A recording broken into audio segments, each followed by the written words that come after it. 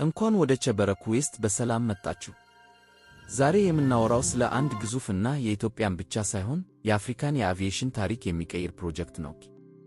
የአዲስ አበባው ቦሌ ዓለም አቀፍ አውሮፕላን ማረፊያ በዓመት 22 ሚሊዮን መንገደኞችን የማስተናገድ አቅም ቢኖረውም አሁን ላይ ግን አቅሙን እየጨረሰ ነው። የኢትዮጵያ አየር መንገድ ደግሞ በዓለም አቀፍ ደረጃ በከፍተኛ ፍጥነት እያደገ ነው። ታዲያ መፍትሄው ምንድነው?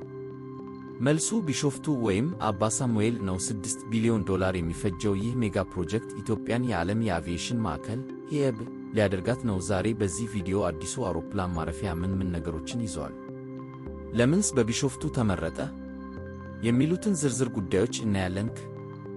ቦሌ አውሮፕላን ማረፊያ በአሁኑ ሰዓት በአፍሪካ ቀዳሚው የመንገደኞች መሸጋገሪያ ጌትዌይ ነው። ነገር ግን ትልቅ ችግር አለ፤ ቦታ።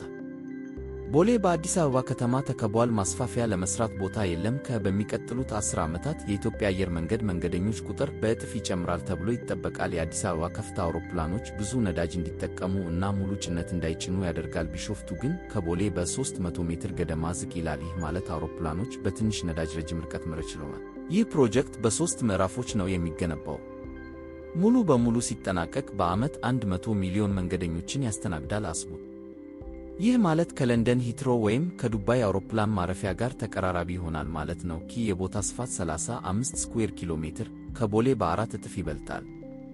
ዲዛይኑ የኢትዮጵያን ባህልና ዘመናዊነት ያጣመረ ነው። ታዋቂው ዲያር አውሃንዲያሲያ የተባለው ኩባንያ ነው ዲዛይኑን የሠራው።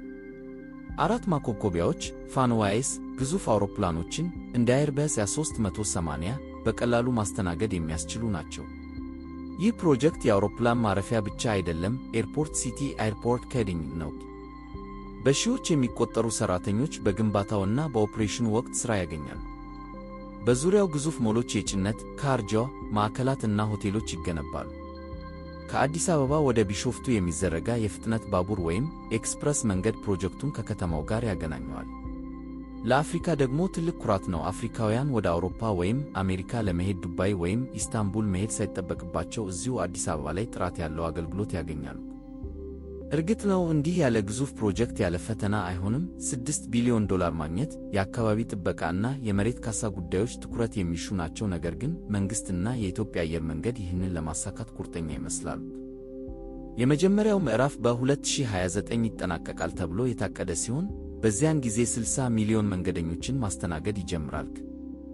በአጠቃላይ የቢሾፍቱ አውሮፕላን ማረፊያ የኢትዮጵያን የአቪዬሽን የበላይነት የሚያረጋግጥ እና አገሪቱን የዓለም የንግድ በር የሚያደርግ ፕሮጀክት ነው። እናንተስ ምን ታስባላችሁ? ይህ ፕሮጀክት በታቀደለት ጊዜ ይጠናቀቃል ወይስ ቦሌ ይበቃናል?